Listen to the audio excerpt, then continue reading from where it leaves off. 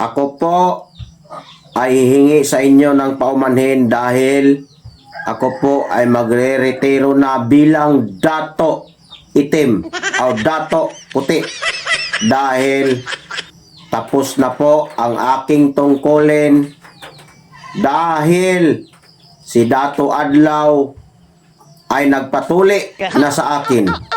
Kaya tapos na po. Bilang dato puti, tatanggalin ko na po ang aking mga medalya at ang aking korona bilang dato. At sana maunawaan niyo ako dahil ito na ang huli kong salaysay.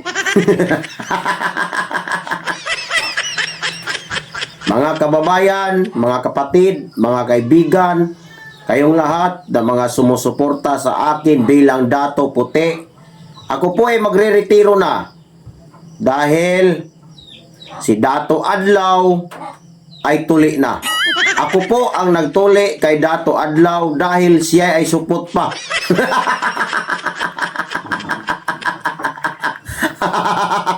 Kaya po hindi ako bumababa sa pwesto ko dahil si Dato Adlaw ay hindi pa nagpatuli sa akin.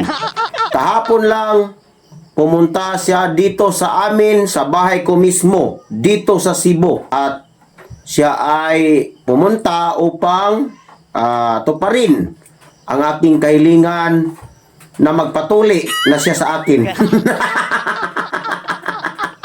Kaya po sa awa ni Dato, natuli ko na po siya. At ito po ang magpapatunay na tapos ko na po siyang tuliin. Ito po ang ebidensya. Ayan po, dahil sa sobrang tigas ng kanya, ayan, nag-crack yung aking mahiwagang espada. Pati dito, ito, mga pangag-pangag na. Kaya tapos na po ang aking tungkulin. Dahil siya, mula nung siya ay natuli na, ay bababa na daw siya sa pwesto at siya ay susuko na sa ating otoridad. Kaya maraming salamat sa aking pagpahunlak sa iyo na pumunta sa amin, Dato Adlaw, dahil natupad ko na ang aking misyon na ikaw ay tuliin. Kaya tatanggalin ko na po ang aking korona bilang pagpapatunay na ikaw ay tuli na.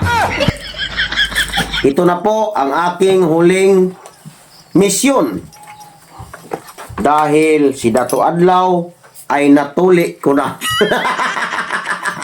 Tatanggalin ko na po ito at sana hindi kayo magbabago na susuporta sa akin. Ipagpatuloy niyo ang pagsusuporta sa akin kahit ako'y hindi na dato. At ito na po ang aking mga medalya. Tinatanggal ko na pati ang aking korona. At sana wala nang kaguluhan na mangyayari sa Surigao.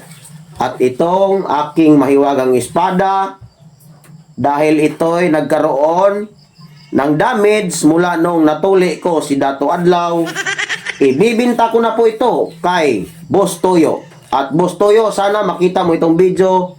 Pag nakita mo itong video ko, Boss Toyo, ibibinta ko ito sa iyo ng 50,000 pesos ang aking mahiwagang espada. Ayan lang po. Maraming salamat sa inyong suporta.